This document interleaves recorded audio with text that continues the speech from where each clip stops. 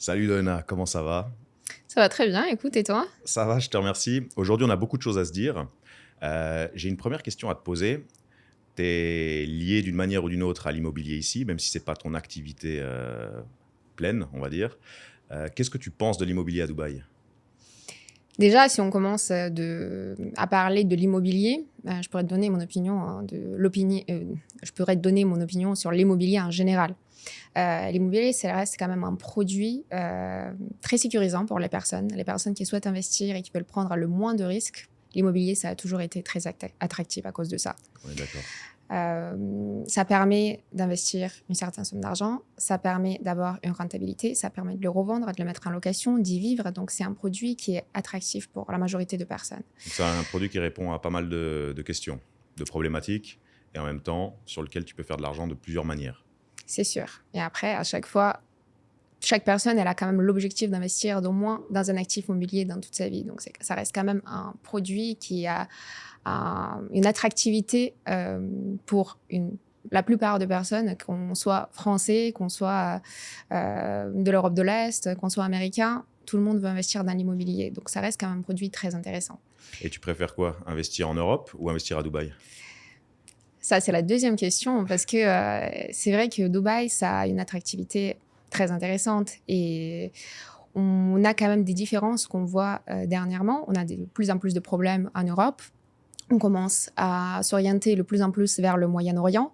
Et le Moyen-Orient, ça reste quand même très intéressant aujourd'hui. Tout d'abord, il y a une stabilité politique, il y a une stabilité économique, on peut dire même une croissance économique, on ne reste même pas dans la stabilité. On a de plus en plus de personnes qui s'orientent vers le Moyen-Orient, surtout aujourd'hui, avec le plus de métiers qui sont en ligne. Donc, on peut les réaliser depuis les Émirats, en fonction du type d'activité qu'on fait. Et surtout, Ça, c'est ton domaine d'activité. ça, c'est mon domaine d'activité. Et surtout, la fiscalité, ça reste quand même un point non négligeable, je pourrais dire, si un point très important. Tu penses que la fiscalité, elle va changer à Dubaï? Elle va être amenée à bouger, que ce soit pour les entreprises ou les personnes physiques? Pour l'instant, ça fait uniquement un an et demi, depuis qu'on a un impôt sur les sociétés qui reste quand même très, très faible. C'est un impôt de 9%. Et d'ailleurs, il y a une Passer un explication. certain chiffre d'affaires aussi. Passer un bénéfice de 375 000 dirhams, donc ce qui est l'équivalent d'à peu près 90 000 euros. Donc aujourd'hui, quand même, il y a très peu de personnes, en tout cas en fonction des chiffres d'affaires qui sont imposés. Mais si on part sur une petite entreprise qui réalise un certain chiffre d'affaires pour une personne, un entrepreneur, ou même une entreprise qui a des charges, on passe rarement, on passe le seuil, mais on est rarement imposé à un taux d'imposition qui peut être équivalent à celui qu'on paie en Europe. Sans oublier qu'on n'a pas de cotisation sociale, sans oublier qu'on n'a pas de prélèvements sociaux. Si on paye un salaire à un employé, déjà, on n'a pas de salaire minimum. Et ensuite, on paye le salaire brut, c'est égal au salaire net. On n'a pas de charge derrière. Ça, c'est un plaisir ici. C'est un plaisir, c'est sûr. Et ça peut soit augmenter nos marges, soit nous faire des économies qui sont quand même très importantes. Ou alors mettre de côté pour investir dans l'immobilier. Exactement. Parce qu'on doit construire sa retraite soi-même ici. Exactement. Après, aujourd'hui, il y a aussi beaucoup de personnes qui ne comptent pas vraiment sur la retraite en Europe. Donc, Ça. c'est pas que Dubaï qui est concerné par ce point. Et je pense qu'il y a aussi beaucoup de cultures ici présentes à Dubaï qui, dans leur pays d'origine, n'ont pas de retraite, de principe de retraite, de cotisation retraite. Donc, pour eux, c'est juste normal de travailler, gagner son argent et s'organiser soi-même derrière. Exactement. Exactement. Et après, même si on parle de l'Union européenne, quand on parle de la retraite, ça dépend quel type de métier on fait. Parce que si on est concerné, par exemple, les avocats, ils ont une retraite qui est très, très, très, très faible par rapport aux autres. Donc, bon, à part avoir un métier dans la fonction publique ou un autre métier qui nous assure une retraite plus ou moins, je dirais, importante, c'est quand même important de se construire sa retraite depuis qu'on est jeune. Ouais, quoi qu'il arrive, il faut le faire soi-même de nos jours, en fait. C'est ça un peu le message. Exactement. Donc, si on part sur l'immobilier à Dubaï, c'est vraiment très intéressant d'investir. Tout d'abord parce que c'est un actif hyper intéressant et attractif pour la majorité des gens. Ça offre une sécurité. On est rarement perdant quand on investit dans l'immobilier. Deuxièmement, c'est intéressant parce qu'on a des plans de développement à Dubaï d'ailleurs, dont tu pourras en parler, qui sont prévus aux Émirats. Et d'après l'expérience, on a vu que le gouvernement accomplit toutes ses promesses. Donc à chaque fois que le gouvernement décide de mettre quelque chose en place, il le fait. Ça, c'est le deuxième point. Et troisième, bien évidemment, la fiscalité. On investit, on sait que presque tout ce qu'on a investi, tout le retour qu'on aura, que ce soit en plus-value, que ce soit des revenus de mise en location, ça sera presque toute la somme va nous revenir à nous et on pourra la réinvestir derrière. Ça, on n'a pas de contraintes derrière, on n'a pas de plafonnement des loyers, on n'a pas de contraintes sur la location court terme, le Airbnb par exemple. Donc on a une liberté et une marge de manœuvre qui est beaucoup plus grande qu'en Europe, ça c'est clair. Ouais. Et si tu nous parles par exemple du plan 2040 qui est prévu par le gouvernement des Émirats, qu'est-ce que tu peux nous en dire par rapport à ça? C'est un bon point que tu soulèves parce que tu parlais avant de confiance envers le gouvernement et que le gouvernement ici à Dubaï et dans les Émirats de manière générale renvoie la balle aux gens qui vivent. Le plan Vision 2040, c'est le 7e du nom et il a pour but d'expliquer quelle est la vision de l'Émirat de Dubaï d'ici à 2040. Donc ça va passer par un aspect, ça va englober différents aspects, la démographie, les aspects sociaux, les concepts de transport, l'urbanisme, etc. Tous ces points-là, ils sont évoqués dans ce plan et ils expliquent comment Dubaï, quels sont les objectifs de Dubaï d'ici à 2040. Et un des points majeurs, et c'est ça qui rassure en grande partie les investisseurs, c'est que Dubaï attend d'ici à 2040, on est aujourd'hui bientôt en 2026, attend 2 millions de nouveaux arrivants en plus, donc sur 15 ans. En soi, en termes de visas délivrés chaque année, on est dans le tir largement. Donc en théorie, cet objectif de 2 millions, il devrait être largement dépassé.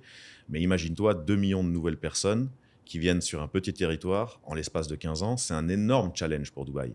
Mais en termes d'immobilier derrière, c'est une excellente nouvelle parce que tu es quasi certain que si tu investis, on va dire, quand même de manière intelligente, tu es quasi certain qu'il va y avoir de la demande par rapport à l'offre. Et ça, c'est ce qui nous rassure tous quand on achète de l'immobilier ici. Et de toute façon, on le voit aujourd'hui, hein, je ne sais pas si tu regardes un petit peu les prix des loyers de temps en temps, Bien ça sûr. coûte extrêmement cher. La location court terme, pareil, il y a des pics saisonniers où les prix ils explosent. Donc, en soi, pour l'instant, on est sur un marché où tous les signaux sont ouverts. Oui, c'est sûr. Après, si on parle du plan 2040, comment tu vois en fait que ça va s'étendre au niveau de comme tu as dit, en fait, la démographie, elle va augmenter. Comment ça va se passer au niveau du territoire de Dubaï? En fait, est-ce que les quartiers vont s'étendre? Dans quel quartier, par exemple, si on parle aujourd'hui, pour une personne qui veut investir, veut avoir une rentabilité, est-ce qu'il faut investir plutôt dans les quartiers qui sont aujourd'hui en pleine, enfin, qui sont plus à la mode, qui émergent, voilà, ou plutôt dans les nouveaux quartiers qui sont en train d'être créés? Plutôt dans les terres ou plutôt vers le sud de Dubaï? Je vais répondre à la première question d'abord que tu as posée.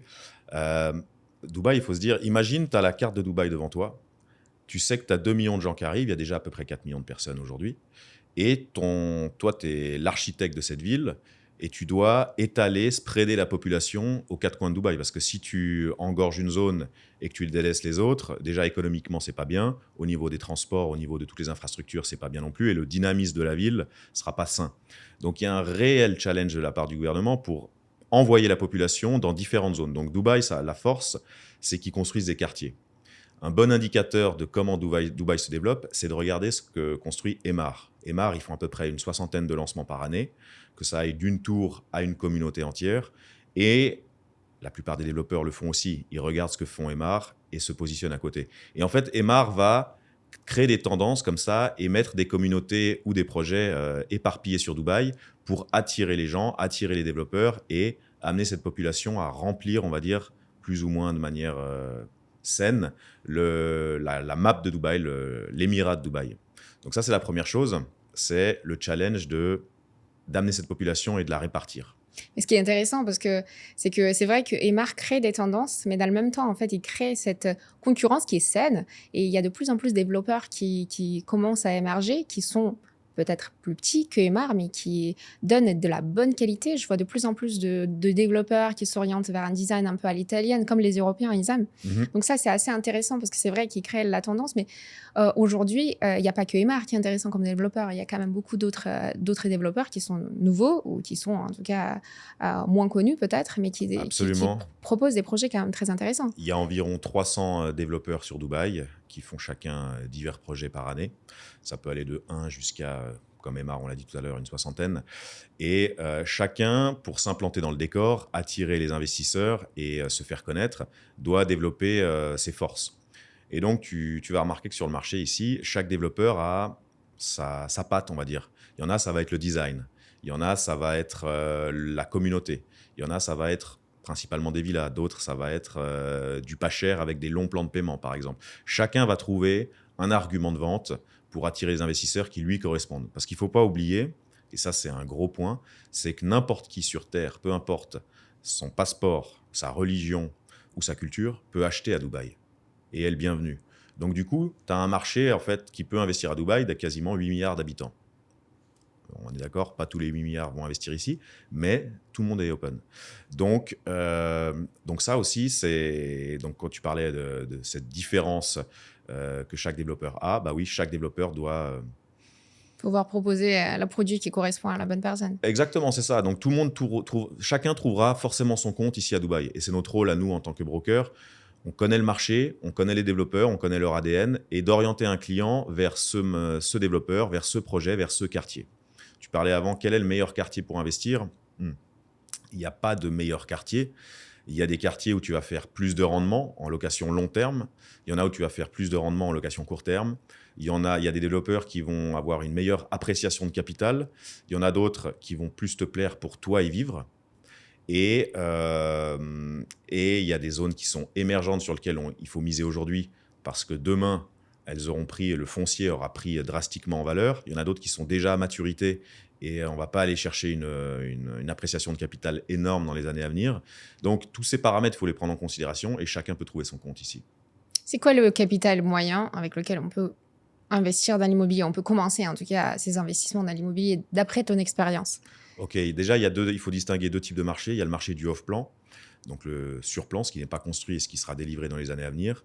Et il y a le marché de l'ancien, le ready, ouais, exactement.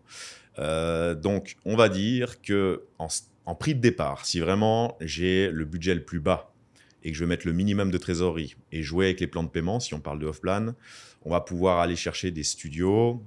On peut toujours trouver encore plus bas que ce que je vais dire, mais aux alentours de 100 000, 110 000 euros. Prix de départ, ok, on sera excentré, ça ne veut pas dire qu'on sera dans une mauvaise zone. On va peut-être pas faire forcément de location court terme parce qu'on sera plutôt loin des centres attractifs et des centres touristiques. Mais on va pouvoir aller chercher avec un plan de paiement. Pardon, je prends un exemple concret.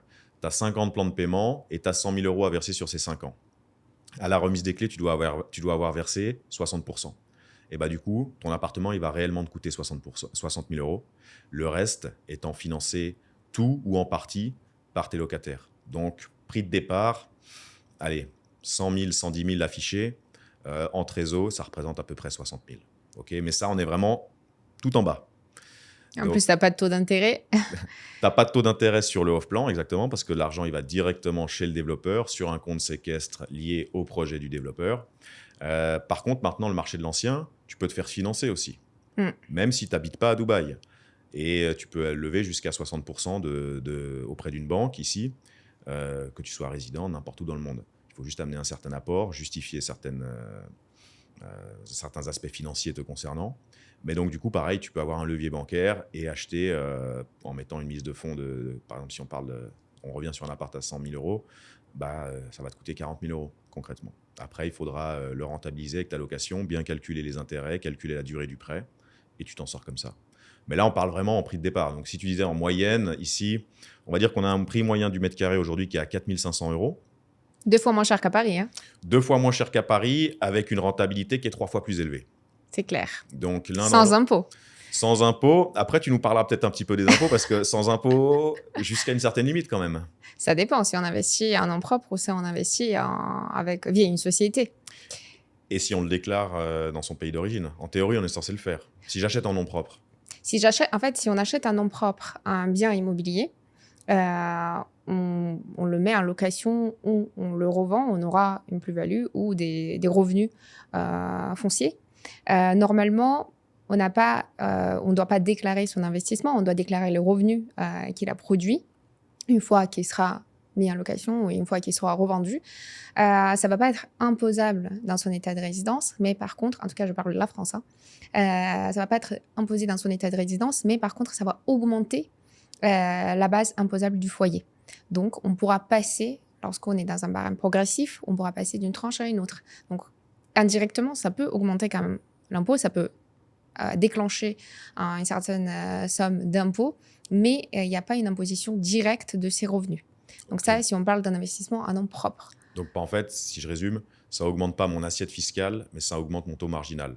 Exactement. Ok. Exactement. Donc c'est un moyen de détourner, de dire il n'y a pas d'impôt, mais il y en a quand même un en soi. Il y a un impôt quand même. Après, ça dépend quel est son niveau d'imposition en France, à quelle tranche du barème progressif nos revenus sont imposés. Est-ce qu'on est seul dans le foyer fiscal? Est-ce qu'on a d'autres personnes qui nous rajoutent des quotas supplémentaires dans l'imposition? En fait, il y a plusieurs critères qui vont être pris en compte, mais il n'y a pas une imposition directe selon la convention. Donc, on est les biens... La convention de non-double imposition, c'est ça? La convention pour éliminer la double imposition conclue entre la France et les Émirats arabes unis prévoit que les revenus de source immobilière sont imposés dans l'état d'emplacement de ces biens immobiliers. Donc, en principe, aux Émirats arabes unis, il y a 0 impôt sur le revenu. Donc, après, on regarde quelle est la fiscalité dans notre pays de résidence. Donc, effectivement, il n'y a pas cette imposition, mais ça peut augmenter l'imposition. Enfin, on pourra passer d'une tranche à une autre dans le barème progressif. Il ne faut pas oublier aussi que ça peut être pris en compte dans l'IFI. Après, dans l'IFI, on est soumis à l'IFI si on dépasse un certain montant de biens qu'on détient dans notre patrimoine, en fait, dans le revenu. Mais en tout cas, voilà, c'est ça un peu la règle. Ok. Donc, investir à Dubaï, oui. Refaire un petit calcul avec son expert fiscal ou quelqu'un qui gère tes impôts dans ton pays d'origine, c'est un plus quand même. Il faut le faire. Mais en fait, ça, c'est un peu la plus grande erreur des personnes. Peu importe dans quel type d'investissement elles veulent réaliser. Souvent, les personnes, elles ne veulent pas structurer le tout en amont. Donc, parfois, on préfère de faire par soi-même, de demander à un ami, de demander à ChatGPT. Aujourd'hui, c'est très à la mode. Et ensuite, on se rend compte qu'on a fait une erreur. Et ensuite, on vient quand il y a déjà des choses qu'on doit rectifier. Et ensuite, pour rectifier quelque chose, il faut payer. Parce que, et payer plus qu'au début. Et payer plus qu'au début. Parce qu'en fait, souvent, les erreurs coûtent très cher. Peu importe, on ne parle pas que de l'immobilier. On parle de tout type d'activité qu'on peut faire en tant qu'entrepreneur. Ou même petit investisseur. Donc, effectivement, ça, c'est un peu les questions qui nous arrivent souvent, en fait, des personnes qui nous disent « Est-ce que j'investis en nom propre ou est-ce que j'investis via une société ?» Et ensuite, on commence à comparer les coûts, on commence à comparer un petit peu les conséquences. Et là... les personnes, ils se rendent compte en fait à quel point la structuration elle est importante. La structuration fiscale, la structuration juridique, parce que ça nous offre la sécurité qu'on aura par la suite et la protection contre tout type de conséquences après. Tu peux nous donner un exemple concret? Admettons, je suis entrepreneur en France, on va prendre la France, c'est un bon exemple. J'ai une ou plusieurs sociétés, j'ai peut-être une holding, j'ai peut-être des SCI, ou une SCI en l'occurrence. Comment ça se passe si ensuite, on sait qu'en France, c'est compliqué de détenir son propre argent à titre privé. Le système fait qu'en général, il faut le laisser dans les différentes structures pour éviter de payer un impôt trop élevé. Donc, on ne peut pas en jouir directement d'une certaine manière, mais j'ai du cash, j'ai envie d'investir à Dubaï. Comment ça se passe? Mais en fait, c'est une situation qui doit être analysée au cas par cas parce qu'on doit savoir quelle est l'activité de la société qu'on a en France. Est-ce que c'est une société soumise à l'IS? Est-ce que c'est une société soumise à l'IR? Donc, si on parle d'une SCI, à l'IR, dans tous les cas, la personne elle est déjà imposée à nom propre sans attendre la distribution des dividendes parce que c'est une société transparente d'un point de vue fiscal.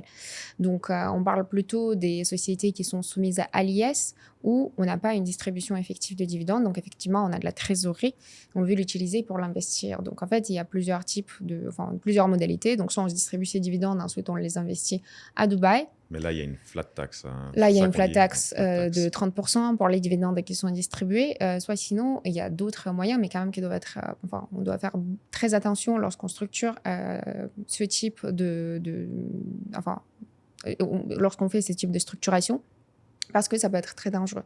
Donc, ce qu'on peut faire, c'est effectivement soit il y a des personnes qui souhaitent s'étendre aux Émirats arabes unis. Par exemple, ils sont dans le domaine immobilier, ils font de la promotion immobilière en France, ils ont de la trésorerie, ils souhaitent créer une filiale aux Émirats arabes unis qui va être détenue par leur holding française ou par leur société opérationnelle en France.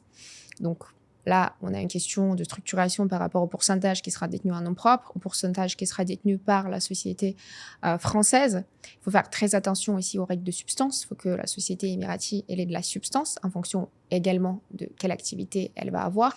Est-ce que ça sera juste une société passive qui va investir dans un ou deux biens immo, ou est-ce que ça va être une société qui aura une vraie activité, donc qui aura une activité et donc une licence d'activité. Exactement, une société de, par exemple, de marchand de biens, en quelque sorte, un équivalent de marchand de biens, de promotion immobilière, développement, mise en location, et ainsi de suite. Donc, si on fait cette structuration et si on s'assure que derrière, on élimine au maximum tous les risques fiscaux, on peut arriver à pouvoir utiliser une partie de cette trésorerie disponible en évitant quand même les risques qui peuvent survenir par la suite, mais ça doit être structuré. Et ça, c'est les montages que tu fais pour les clients au cas par cas. On ne l'appelle pas un montage, on l'appelle plus une structuration. Ok, excuse-moi pour le terme, j'ai pas fait de droit. Effectivement, en fait, nous, ce qu'on fait, c'est on essaye d'analyser la situation du client. On essaie de prendre en compte tous les critères et tous les facteurs qui peuvent être importants pour eux. Par exemple, où se trouve leur foyer fiscal. Est-ce qu'ils ont un objectif de déménagement aux Émirats arabes unis à long ou à court terme ou ailleurs?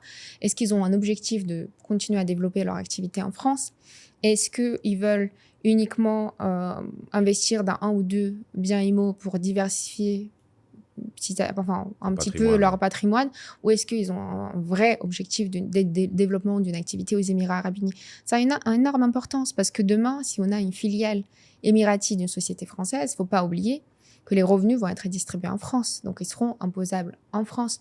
Donc, indirectement, OK, on aura accès à cette forte rentabilité aux Émirats arabes unis sur tout ce qui est investissement, mais ça va être imposé en France. Donc, là aussi, il faut regarder quels sont les objectifs. Est-ce qu'on veut rester plutôt sur un moyen en fait de diversification et dans le même temps on veut garder notre résidence fiscale à long terme, ou il y a cette porte en tout cas on l'admet dans un coin de la tête qu'on peut-être un jour on va déménager, et là on doit faire plus attention à comment on va faire cette sortie, comment on va pouvoir récupérer par la suite cette société à nom propre par exemple. Donc faire anticiper, on va dire. Exactement. Et là on a parlé de beaucoup de choses.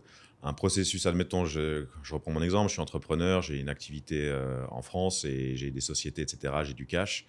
Faire un montage comme tu l'as dit, non, c'était pas un montage, c'était une structuration. Une structuration, pardon. Voilà, une structuration.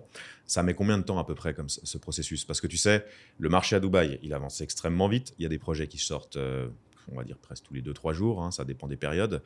Les unités sur les bons projets, elles partent très très rapidement. J'ai vu des lancements où en 20 minutes, une tour complète était vendue. On parle de 400 appartements vendus en l'espace de 20 minutes. Et le client, lui, il veut à la fois acheter, mais en même temps, il doit structurer derrière. Comment ça se passe? En combien de temps on fait ça?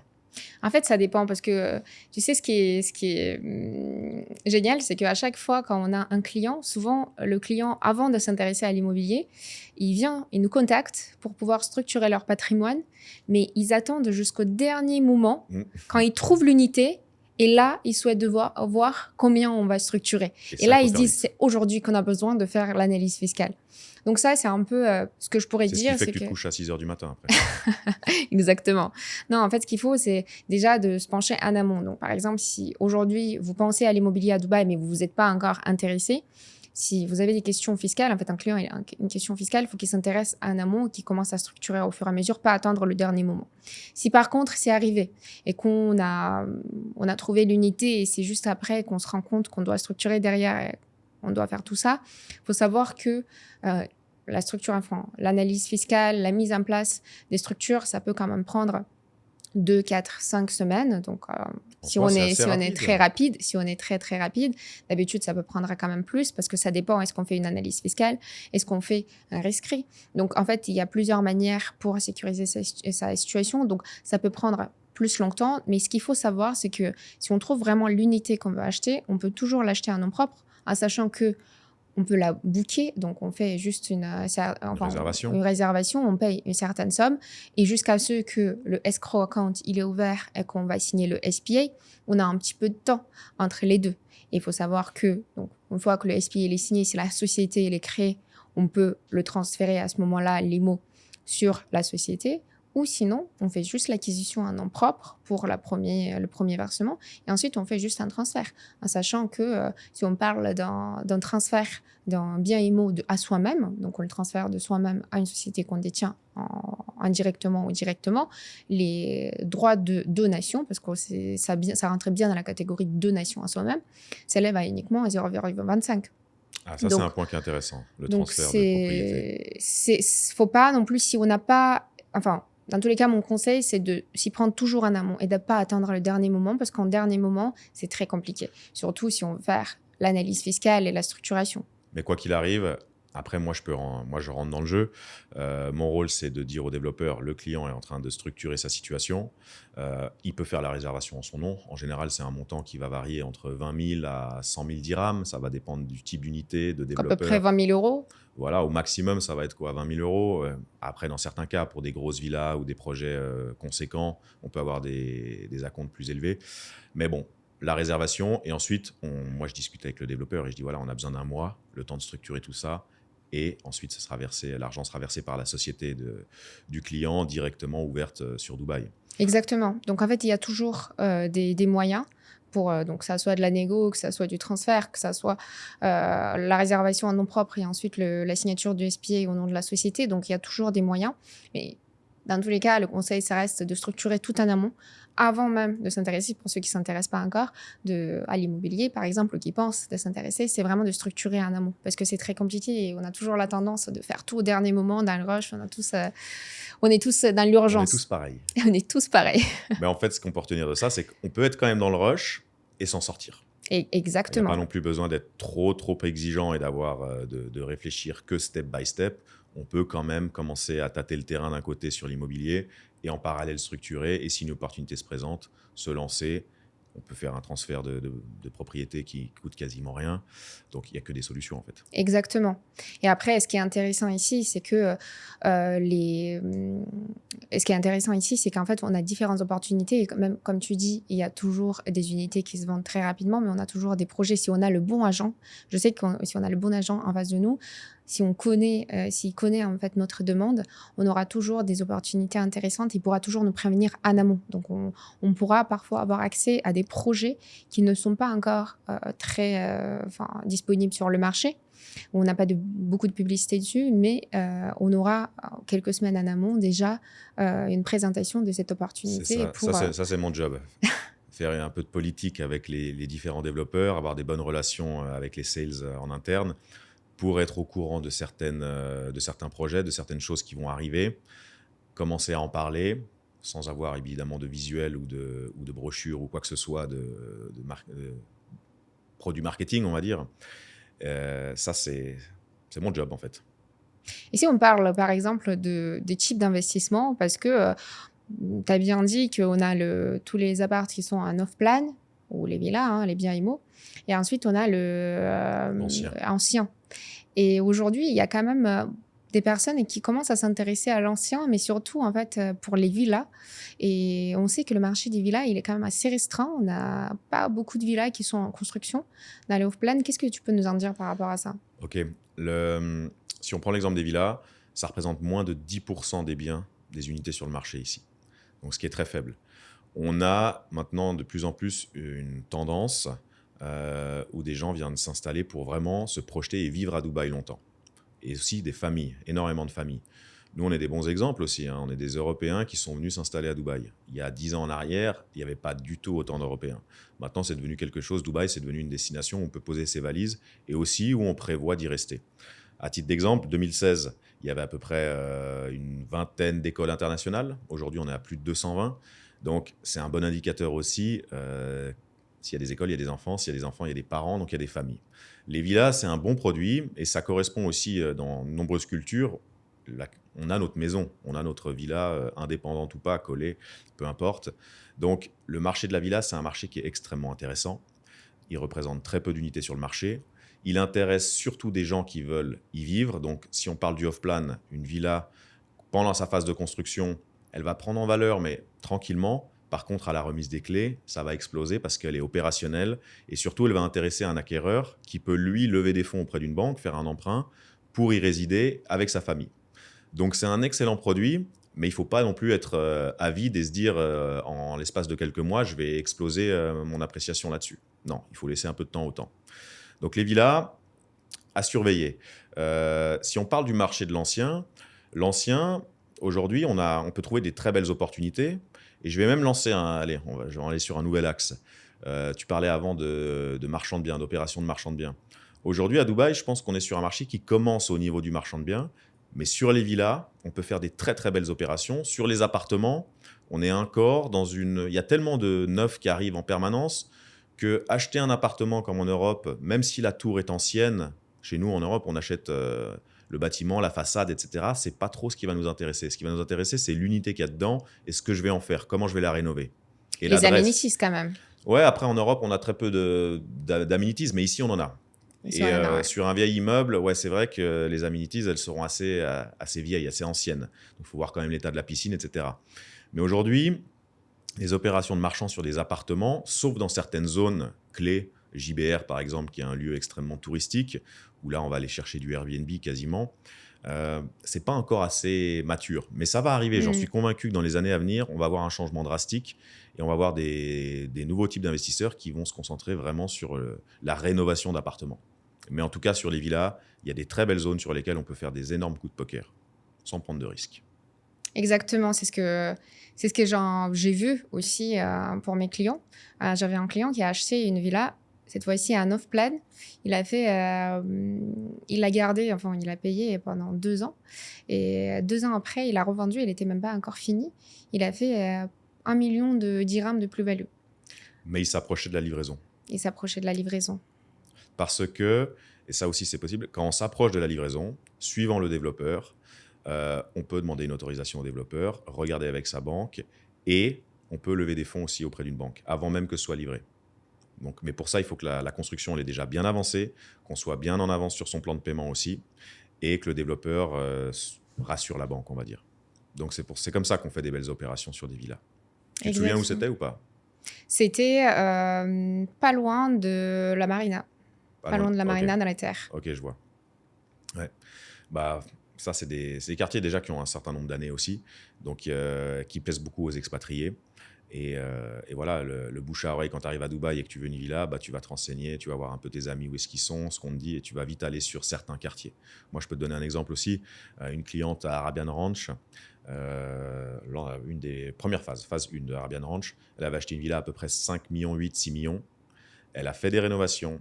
Elle est restée en 3 chambres. C'était une villa à 3 chambres. Elle n'a pas rajouté de chambre. Elle a rajouté une piscine. Elle a refait tout l'extérieur. Il y avait une belle surface de jardin quand même, ce qui est plutôt rare à Dubaï.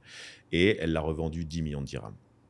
En l'espace de 6 mois. Donc, rénovation, ici, le coût de la rénovation, il est faible. On est à peu près, on va dire, 160, 180, 200 dirhams max par square feet, ce qui est relativement faible. Et tu fais une plus-value comme ça, tu fais quasiment 4 millions, 4 millions de dirhams. On arrondit 1 million d'euros de plus-value en l'espace de 6 mois. Parce que bonne localisation, qui plaît, unité totalement refaite. Elle a été bien choisie aussi, cette unité. Donc voilà des opérations qui sont intéressantes. Il n'y a pas que le off-plan, il n'y a pas que l'ancien, il y a plein de choses ici. C'est pour ça que c'est hyper important d'être bien accompagné. Hein. Que ça soit dans l'immobilier, que ça soit dans le juridique, que ça soit dans le fiscal, ça, c'est une énorme importance. Aussi. Et effectivement, ça, c'est vraiment ce qui compte énormément.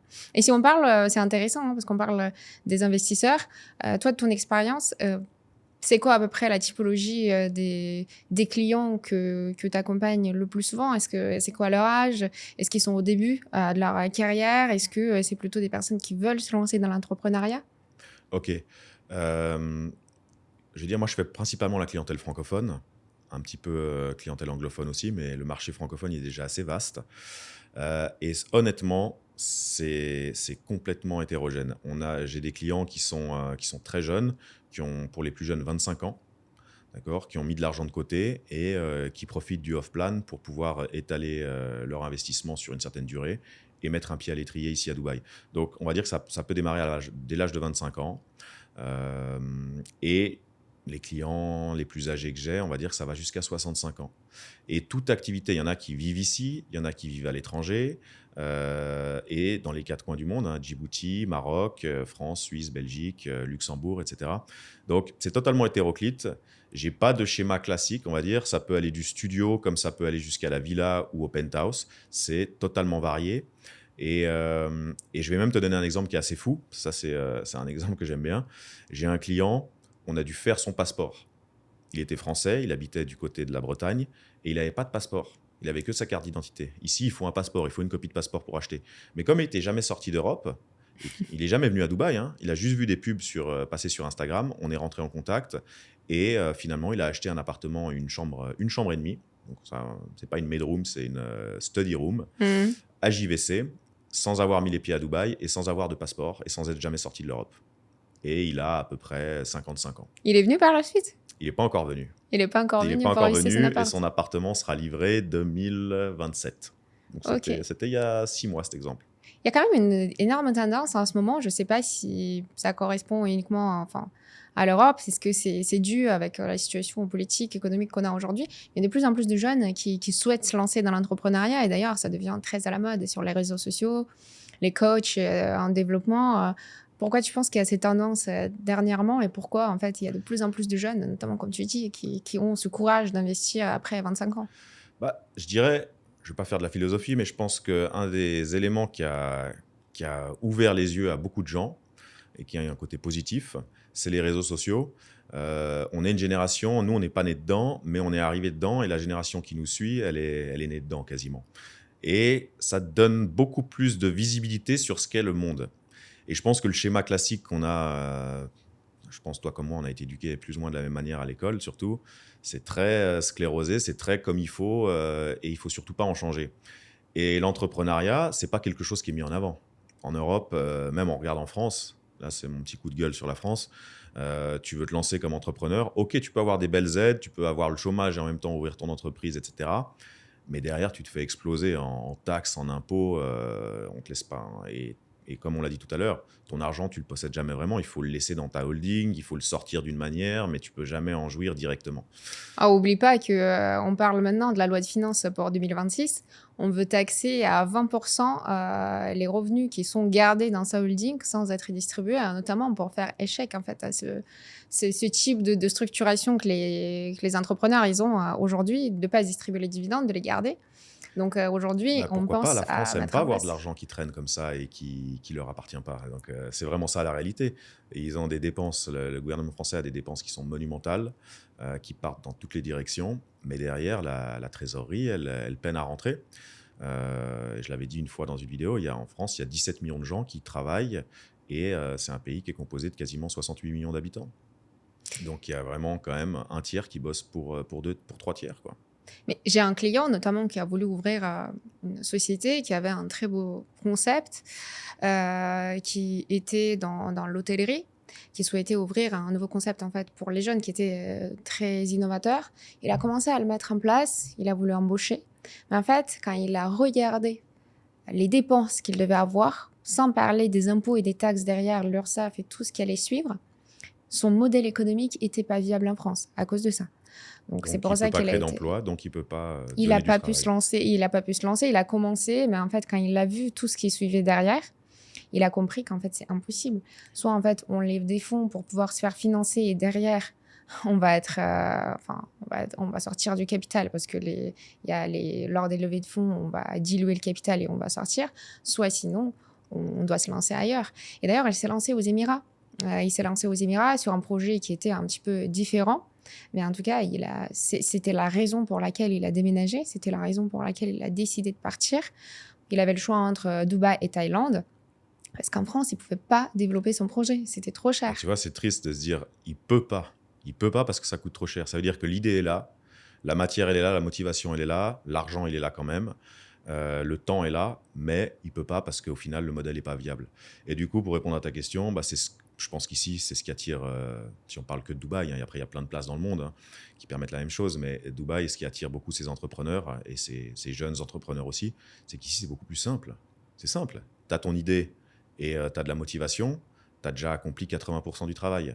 Après, il faut connaître la juridiction, s'organiser de manière administrative. Ça, tu connais, l'ouverture de société, les licences, etc., le compte bancaire. Il n'y a pas non plus tout qui est parfait, mais franchement, il y a pas à se plaindre. Et après, il n'y a plus qu'à bosser. Et surtout, ici, je ne sais pas si tu le ressens, hein, on est tous les deux entrepreneurs, tu as vraiment un mood basé sur le business, quoi. Et ça, c'est Exactement. agréable. Ça fait plaisir. Il n'y a pas de tabou sur l'argent. On voit des Lamborghini et des McLaren passer tous les jours dans la rue. On s'en fout. Ça nous fait ni chaud ni froid. Chacun profite de sa vie. Chacun est le bienvenu. Et chacun organise son épargne à sa manière. Et je pense que déjà, là, on règle une grande partie du problème qu'on a en Europe. C'est qu'on te met tellement de bâtons dans les roues avant même d'avoir commencé pour qu'ensuite, il te reste peanuts. Il ne faut surtout pas dépasser. Il ne faut surtout pas gagner trop. Ah, laisse tomber, les gens ils viennent ici. Moi, ce que j'aime à Dubaï, c'est qu'en fait, malgré les critiques qu'on a en Europe, parce qu'en Europe, on critique beaucoup, on dit, le cliché de Dubaï, tout le monde est sur l'argent, tout le monde veut la Lamborghini, je sais pas quoi. Mais c'est pas vrai. Je trouve qu'en fait, ici, tu es motivé. Parce qu'en fait, tu n'as pas une seule personne qui vient à Dubaï, en tout cas, les francophones, si je parle des personnes qui viennent vraiment pour être entrepreneurs, ils viennent pour travailler. Et ils travaillent le matin, ils travaillent le soir, ils sont avec leur téléphone. Quand je regarde les agents IMO, par exemple, ils sont avec les téléphones. Bon, sans parler d'autres professionnels, bien sûr, mais non-stop. Que tu sois en sortie, que tu sois en vacances, que ça soit la nuit, tu travailles sur les horaires français, tu travailles sur les horaires je sais pas, de l'Amérique du Sud, si tu travailles avec les clients d'Amérique du Sud. En fait, les gens, ils sont là pour travailler. En fait, tu n'as pas toutes ces problématiques qu'on a, par exemple, en Europe. Les grèves, les problématiques syndicales, le fait qu'on veut avoir le chômage, qu'on veut avoir je ne sais pas combien d'heures supplémentaires pour ne pas travailler. Ici, il n'y a personne qui veut se reposer. Ici, les gens, ils cherchent à travailler. Les 20 premières années de ta vie, tu les consacres à apprendre, à emmagasiner de l'information. Ensuite, on va dire que la durée moyenne, c'est 80 ans. Donc, il te reste quoi? Il te reste entre 20 et 50 ans pour produire de la richesse et suffisamment pour te mettre à l'abri, toi et ta famille, et atteindre tes objectifs. Donc, en soi, ouais, les gens, ils n'ont pas le temps. Les gens, ils viennent ici, ils savent pourquoi c'est. Et vu de l'extérieur, on est d'accord, Dubaï a cette image un peu bling-bling, ou peut-être même un peu fake aussi, si on parle du business. Après, il y a aussi beaucoup de détracteurs hein, sur les réseaux sociaux, des gens qui montrent une mauvaise image ou une image facilitée, mais qui n'est pas réelle. Mais Dubaï permet cet enrichissement de soi et cette atteinte de ses propres objectifs. Et c'est ça. Mais je trouve que tu es motivé. Moi, je suis motivée quand je suis à Dubaï parce qu'en fait... Déjà, il fait beau tous les jours, à part aujourd'hui, exceptionnellement. Mais exactement. Donc ça, déjà, c'est agréable. Exactement. En fait, il fait beau. Tu as quand même un train de vie qui est très confortable. Et si on parle, les gens, ils disent c'est cher à Dubaï. Sincèrement, le loyer qu'on paye ici à Dubaï, c'est exactement le loyer qu'on a à Paris. Après, je ne parle pas d'autres villes en Europe, mais dans tous les cas, à Paris, on a plus ou moins les mêmes prix qu'on a à Dubaï. Et en plus, on n'a pas les taxes derrière, on n'a pas beaucoup d'autres choses, beaucoup d'autres dépenses que les gens ne se rendent pas compte qu'on n'a pas ici à Dubaï. Je ne dis pas que c'est pas cher, mais dans tous les cas, je ne dirais pas que les prix sont beaucoup plus chers que pour les personnes qui habitent en France. L'essence est moins chère, les assurances sont moins chères. Le loyer, ouais, ça reste quand même une grosse partie de ton budget et c'est bien pour les investisseurs européens qui achètent ici, ou enfin les investisseurs de n'importe où, je parle beaucoup des Européens, mais t'achètes, mais tu as des loyers, t'encaisses beaucoup ici. Donc le loyer, on va dire que c'est un des piliers élevés du budget. Et ensuite, tu as quoi? Tu n'as pas de charge sociale. Ta retraite, ton épargne, tu la construis toi-même. La nourriture, on s'en sort. Et après, chacun vit Dubaï à sa manière. Il y en a qui vont être dans les beach clubs et les restaurants régulièrement. Et il y en a d'autres comme toi et moi qui ont fait notre vie et on se fait un Netflix 3-4 fois par semaine, quoi. Exactement. Donc, voilà.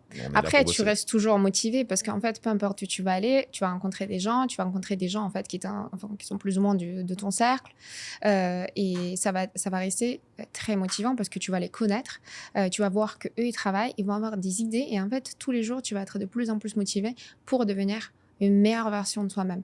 C'est clair, le succès appelle le succès. Le succès appelle le succès et en plus, ça va te donner encore plus d'idées. Et tu vas avoir... pour moi, un des facteurs très importants pour devenir entrepreneur, parce que c'est ne pas avoir peur. Mais parfois, c'est la peur qui est le plus grand moteur de ta réussite. Exactement. Parce que quand tu vas avoir cette peur, quand tu vas être en situation de stress, ton cerveau il commence à travailler de plus en plus et tu commences à avoir de plus en Tu es plus plus d'idées. attentif aussi aux choses qui se passent autour de toi. Exactement, et surtout quand tu es dans cet environnement où tu es entouré d'entrepreneurs, tu es entouré des personnes qui ont réussi, des personnes qui souhaitent réussir, il y a très peu C'est comme dans le d'échecs. sport. Tu deviens meilleur en t'entraînant avec des gens plus forts que toi ou en avance dans le sport ou ça peut être dans d'autres activités aussi, pas que le sport. Mais tu deviens meilleur pas avec des gens qui sont à un niveau plus bas que le tien. Tu deviens meilleur avec des gens qui ont un niveau plus élevé que le tien. Ça te tire vers le haut, ça te motive. Ça peut aussi t'apprendre certaines choses sur la vie. C'est quoi d'ailleurs, j'ai une question à te poser, c'est quoi la plus grosse difficulté que tu as rencontrée dans l'entrepreneuriat? À l'entrepreneuriat, à mon niveau personnel ou en voyant les clients, en fait, si on parle Non, de... toi, on va s'intéresser à toi. On est là pour discuter de nous. Ça dépend. En fait, encore une fois, pour devenir entrepreneur, le plus difficile parfois, c'est d'avoir la force mentale pour pouvoir se lancer. Ne pas avoir peur, c'est très compliqué. Et parfois, le coup de départ, c'est le plus compliqué. Il faut avoir le courage de le faire. Mais une fois qu'on le fait, on est très content qu'on a osé. Mais heureusement que pas tout le monde a le courage de le faire, parce que sinon, la compétition, elle serait ultra rude. T'imagines si tout le monde voulait être entrepreneur, tout le monde avait la niaque, Exactement. le monde, il serait pas comme ça. Oui, et en fait, le plus difficile, et c'est ce que je le vois aussi pour les clients, par exemple, c'est que les gens, souvent, et c'est très dommage, hein, ils attendent et restent dans une situation qui ne leur plaît pas, une situation dans laquelle ils sont malheureux, mais ils ne vont pas changer parce qu'en fait, à chaque fois, ils attendent le bon moment pour le faire. Ils vont attendre à chaque fois ils disent non, mais en fait, j'ai un crédit IMO en France, j'attends de le payer et ensuite, je vais quitter mon travail que je déteste pour pouvoir me lancer. Voilà. Ensuite, il y a le mariage. On voit la même chose dans l'immobilier. Hein. Exactement. Le client, il dit ah, mais j'attends. En 2026, c'est l'année où je vais investir. Puis en fait, 2026 va passer, il ne se passera rien. Et c'est exactement ça pour les personnes qui souhaitent créer une activité. Ils viennent parfois et se rendent compte que la mise en place d'une activité, ça va avoir des coûts, notamment si on va la mettre d'une manière correcte et structurée et sécurisée d'un point de vue fiscal et légal. Et en fait, ce qu'ils vont faire, ils vont dire non, mais en fait, vous comprenez pas, j'ai envie de me lancer. D'abord de faire du chiffre et ensuite, quand je fais un petit peu de chiffre et je vois que ça marche, là, je vais faire tout correctement. En fait, ça ne se passe pas comme ça. Non. Ça ne se passe pas comme ça et c'est hyper important quand on est entrepreneur de pouvoir oser, de structurer tout depuis le début. Et une fois qu'on se lance après le coup de départ, la deuxième chose, c'est de pouvoir être rigoureux et de ne pas lâcher. Tu n'as pas l'impression que certaines personnes qui veulent se lancer et qui ne se lancent jamais, c'est parce que déjà, il leur faut une bonne idée, alors qu'il n'y a pas forcément de bonne idée. Il y a des idées peut-être à répliquer, tout simplement. Il leur faut une bonne idée. Ensuite, il leur faut des cartes de visite, mais il n'y a pas de clients encore. Il leur faut des bureaux, mais il n'y a toujours pas de clients. Tu n'as pas l'impression que certains, ils voient là, alors que la seule chose qu'il faut quand on se lance, c'est faire rentrer un peu de trésorerie quand même. C'est la base. Souvent, le problème, c'est que les personnes, ils n'ont pas le courage de le faire parce qu'ils préfèrent dépenser de l'argent pour faire des cours en ligne avec des coachs entrepreneurs qui nous apprennent comment se lancer, comment faire, alors qu'il n'y a pas de pratique. Et en fait, avant de se lancer, c'est facile à écouter des vidéos et de rêver dans sa tête qu'on va se lancer. Mais le plus important, c'est de pouvoir le faire. Et en fait, d'être prêt à affronter les difficultés. Et c'est sûr que si on compte à se lancer, être entrepreneur et à travailler 6 heures par jour ou 7 heures par jour, c'est impossible en fait. Quand on se lance au début, on doit être prêt d'affronter des difficultés financières, juridiques, difficultés, enfin même psychologiquement, ça va être pas évident en fait. On aura des difficultés à affronter. Tout à fait. Et puis on a tous une personnalité, une identité différente qui fait qu'on réagit de manière différente à certains événements. Donc tu parlais de l'aspect psychologique, c'est ça aussi, hein, comment je vais combattre le stress, comment je vais être impacté ou influencé par telle ou telle nouvelle ou chose qui se passe. Le Covid était un bon exemple. Chacun a découvert comment il réagissait par rapport à une situation qui est tombée de nulle part, un black swan comme ça. Donc ça aussi, c'est un paramètre à prendre en compte, mais on se découvre aussi dans l'entrepreneuriat. Ça, c'est hyper important ce que tu dis parce qu'en fait, j'ai lu dans un livre, j'ai entendu d'une phrase qui m'a particulièrement marquée, qui disait que en fait, les civilisations qui ont survécu, c'est pas les plus belles, c'est pas les plus intelligentes, c'est pas les plus fortes, mais sont celles qui ont su s'adapter. Et l'adaptation, en fait, la capacité de s'adapter, c'est très importante dans l'entrepreneuriat. Darwin, ça. Darwinisme. Exactement. Et en fait, c'est très important parce que quand on regarde les personnes qui souhaitent tout planifier en amont, ils souhaitent savoir comment on va réagir à chaque moment. C'est la méthode Lean d'ailleurs, hein, quand on parle de la culture japonaise. En fait, ils parlaient de la méthode Lean quand ils ont mis en place Toyota. Donc effectivement, on ne fait pas un plan en amont sur 5 ans comment ça va se passer, mais on fait un plan sur 6 mois ou 1 an, mais par contre, on doit prévoir en amont que à chaque 3 mois, on peut avoir des situations qui vont nous déstabiliser. On doit avoir un plan A, B, C. Ou, même si on n'a pas ces plans A, B, C, savoir à un moment donné comment on va réagir. Ouais. Donc, c'est ça qui est très important. Encore plus dans le monde d'aujourd'hui, je pense, où tout va très, très vite maintenant. Aujourd'hui, on peut avoir le Covid qui va arriver de nulle part. On peut avoir Alia qui est arrivée de nulle part et qui a chamboulé une partie de métiers. On peut avoir des influenceurs qui balancent une nouvelle et ça impacte tout un écosystème de la population. Des gens qui vont dire, on a eu, par exemple, 2026, les prix à Dubaï vont baisser. OK. Ça, je me souviens, pendant une semaine, j'avais des clients, ils étaient prêts à signer et tout d'un coup, il y a ces nouvelles qui sont sorties à la suite sur Instagram, plein de petits posts dont la source, on la connaissait pas toujours. Et ils ont décidé de mettre en stand-by parce que en fait, 2026, ça allait être l'année où ça allait baisser. Basé sur quoi? Donc tout ça, c'est à prendre en compte aussi. Bien sûr, ça c'est à prendre en compte, mais le plus important, ça reste quand on veut être entrepreneur, c'est la capacité de s'adapter. Et ça, pour répondre à ta question, je pense que c'est ça le plus dur. Malgré le fait qu'on peut être fort, on peut avoir l'expérience, on doit toujours pouvoir s'adapter. C'est pas facile parce que s'adapter veut dire parfois renoncer à quelque chose, renoncer à un confort, renoncer à une stabilité qu'on avait ou qu'on pensait qu'on commence à l'avoir. Donc c'est ça le plus dur, je pense, dans l'entrepreneuriat. Ouais, ça, je suis d'accord avec toi. La capacité à s'adapter et à réagir à des situations comme ça, c'est clair que c'est une fois que tu as compris ça, tu as fait déjà une grosse partie du travail. Parce qu'il y a des gens qui ne se rendent pas compte de ça, qui mettent la faute sur les événements au lieu de se remettre en question eux-mêmes. Exactement. Et toi, si on parle de l'entrepreneuriat, par exemple, c'est quoi le facteur qui pousse le plus les gens, en fait, à se lancer dans l'entrepreneuriat dernièrement, par exemple, si on parle de la nouvelle génération? Moi, je pense que la réussite appelle la réussite. Encore une fois, on a une visibilité sur une grosse partie du monde de par les réseaux. Et quand on voit quelqu'un réussir, ça donne envie de le faire soi-même. Après, je pense qu'il y a des gens aussi qui ont des prédispositions à ça. Et il y a des gens qui ont fait aussi d'excellentes études, donc qui ont vraiment, par exemple, moi je viens de Suisse, en Suisse on a l'école polytechnique, à Lausanne, à Zurich, c'est des écoles où c'est des incubateurs à futures startups, ça quasiment. Les mecs qui sortent de là, ils commencent déjà à créer parce qu'ils ont un niveau de connaissance dans certains domaines, que ce soit l'ingénierie, la robotique, etc., qui fait qu'ils vont déjà répondre à des problématiques de notre temps. Donc, il y a l'influence des réseaux qui donne envie, donc la motivation. Il y a ceux qui ont les compétences, il y a ceux qui ont les deux. Et tout ça fait que aujourd'hui, et puis déjà, il y a aussi on va dire, le système ambiant. Aujourd'hui, la vie en entreprise, elle n'est plus très sexy. On parle beaucoup des startups qui arrivent à offrir énormément, mais des vieux mastodontes, des vieux dinosaures, soit tu rentres dans le moule, mais ça correspond de moins en moins aussi à cette nouvelle génération, je pense. Après, si tu veux être avocat ou si tu veux être banquier ou dans la finance, etc., tu dois passer par ce type d'institution, ça te correspond. Mais je pense qu'aujourd'hui, on a une offre et un nombre de jobs qui est quand même monumental. Si on remonte aux années, au début du siècle, 1900, tu n'avais pas autant d'opportunités de travail. La connaissance était bien plus faible et on n'avait pas toutes ces voies possibles. Donc aujourd'hui, on peut partir dans tout et on peut se réinventer et aussi se reformater en cours de route pour partir dans une nouvelle direction ou une autre. Au final, l'entrepreneuriat, que tu vendes ci ou que tu vendes ça, quoi qu'il arrive, tu dois vendre des choses.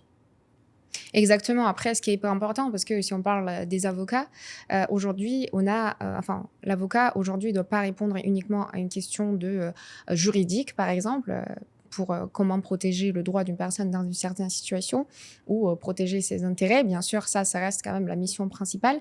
Mais aujourd'hui, quand on parle de Dubaï et quand on parle des personnes qui viennent ici, ce qu'ils attendent de toi, parce que en fait, c'est des entrepreneurs, c'est des personnes qui ont le courage, c'est des personnes qui ont des objectifs.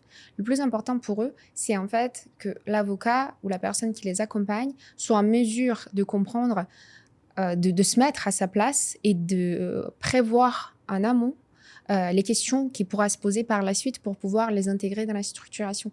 C'est en fait pas uniquement de répondre à une question imminente aujourd'hui juridique qui l'intéresse, mais de pouvoir penser comme un entrepreneur, de pouvoir voir avec ses yeux qu'est-ce que lui, il envisage de faire, parfois de par son expérience, de lui donner les conseils ou de l'avertir sur certaines choses qui peuvent arriver par la suite. Donc ça, c'est hyper important pour un avocat et je dis ça à mes équipes à chaque fois, qu'il ne faut pas penser uniquement en fait comme un avocat et d'être juste limité et rigide de A à Z, de pouvoir répondre que cette loi dit telle chose, mais de pouvoir penser comme un entrepreneur, se mettre à sa place et de vraiment être le pouvoir le conseiller. Et comme pouvoir, si c'était toi, en fait. Exactement, et de pouvoir vraiment apporter une valeur ajoutée à ce qu'il veut faire, surtout à Dubaï, parce que les gens, ils connaissent pas aujourd'hui Dubaï, que ce soit dans l'immobilier ou que ça soit dans le domaine, en fait, juridique, fiscal, les gens, ils connaissent pas, en fait, ils se lancent à une nouvelle aventure, ils arrivent parfois, tu sais, je suis amenée à répondre à des clients sur des questions de tous les jours, ils peuvent avoir un problème, je sais pas, ils ont loué une voiture, ils ont eu quelque chose, un problématique, donc on est là, en fait, pour aussi les guider, parce qu'en fait, on est un peu leur pilier. Tu deviens un partenaire, en fait. Exactement. Un partenaire un bout de chemin ensemble, en fait, d'un point de vue professionnel.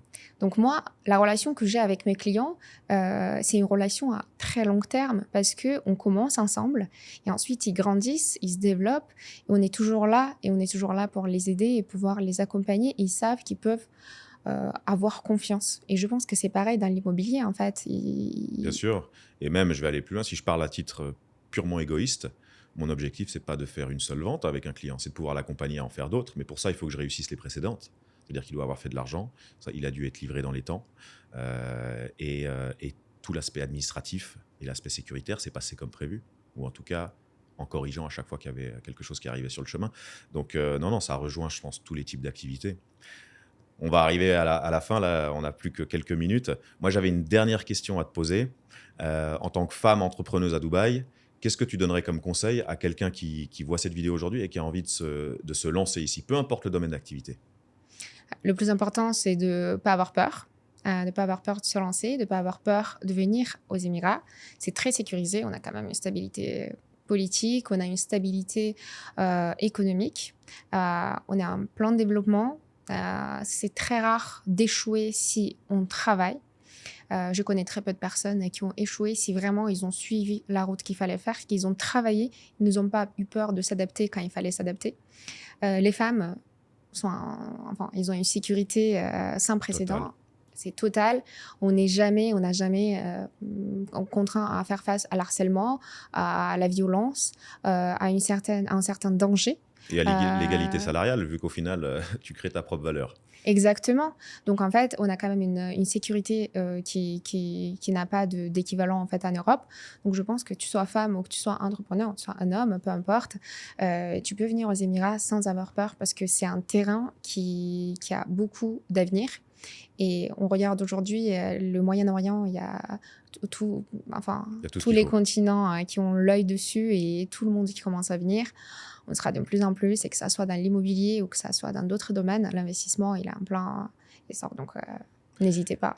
Le mot de la fin, lancez-vous. C'est tout ce qu'on peut dire. Lancez-vous. Merci, Doina. Merci.